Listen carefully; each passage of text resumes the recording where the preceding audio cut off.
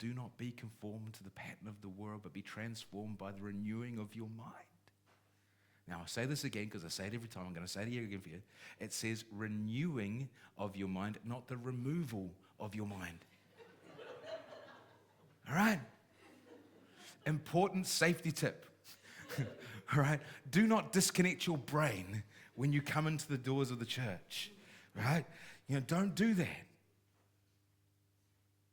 Be transformed by the renewing of your mind. Have the same mind in you that was in Christ Jesus. Bless you.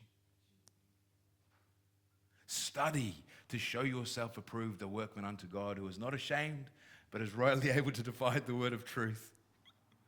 The mind is important. You've got to use it. Right? Use your brain. Again, do not be conformed to the pattern of the world. The pattern of the world in our current day and age, our culture, is to be run by our feelings, our emotions. Disconnect your brain. Your heart gives you everything you need. Just listen to your heart. Be true to yourself. That's just digging a ditch and shoving yourself in it, right? I'm just going to dig this hole here, and no one's ever going to know it, and I'm just going to, fall into the hole that I've dug for myself. Someone just shovel it over for me, thanks very much. That's all it is.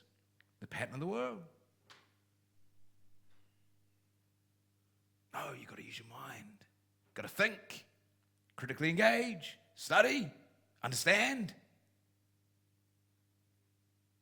But what's Paul saying? He's putting these two things side by side, right? Do not be conformed to the pattern of the world. Instead, but, interchangeable, right? But instead, don't do that. Do this instead. Be transformed by the renewing of your mind. How do you do that? And what's the fruit of that? Well, the fruit of that is that then you will know the perfect pleasing will of God. That's what he says. So how do you do that then? Well, you pay attention to what Paul said in the first 11 chapters. That's what you do. Because what Paul is laying out here is a cosmic story, not just a simple individualistic story of my personal sins, paid for. They are paid for. Don't get me wrong, right? Yeah, it is about our personal sins, but much more than that. It's the story of a cosmic scenario, a cosmic creation where God has created. But this cosmic order that God has created has been corrupted by this virus called sin. And so everything that God has created has been stained, it's been corrupted by this thing called sin, and nothing works the way it's supposed to anymore. And that includes you and me. It's a different story. You see, we're actually part of a much bigger story than the one that we're living right now. We live in this little section of bubbled world that we call the natural, as opposed to the supernatural. I would actually flip that on its head and say, this is the unnatural. That the world that we live in is unnatural. It's subject to sin. It's not the way it was intended to be. It's not as it was created. This is an unnatural state that we are living in. Right? That's not the supernatural. That's the natural order that God created. Right? That's creation as it ought to be. And God is reconciling all things to himself through Jesus. Right?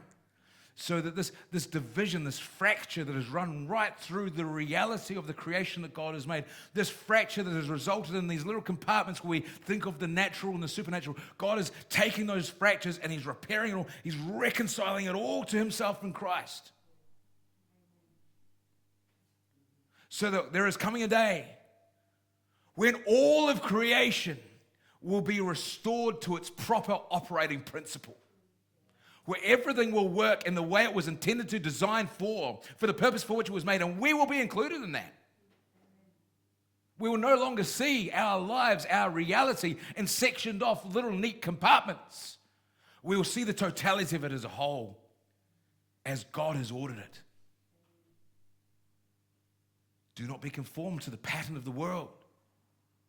living as if we're in this natural, supernatural dichotomy. But see your entire life as an act of worship where everything is spiritual. Everything is worship. Everything.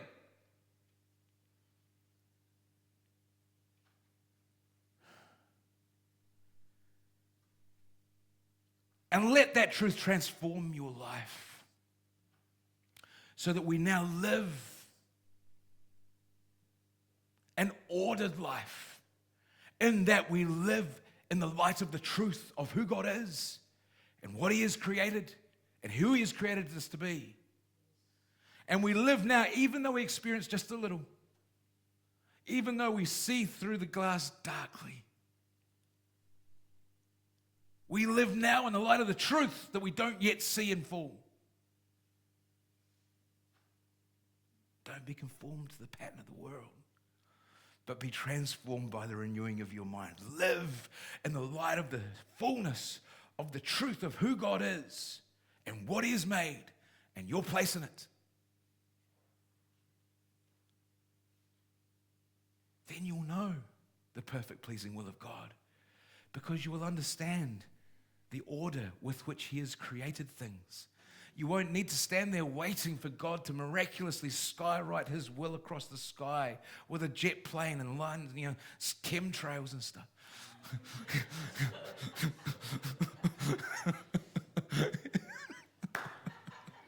I just couldn't resist that one. It came to me right then. I'll just leap into that. Fine. Excellent. Anyway, you won't need to sit there waiting. Like, what is the will of God?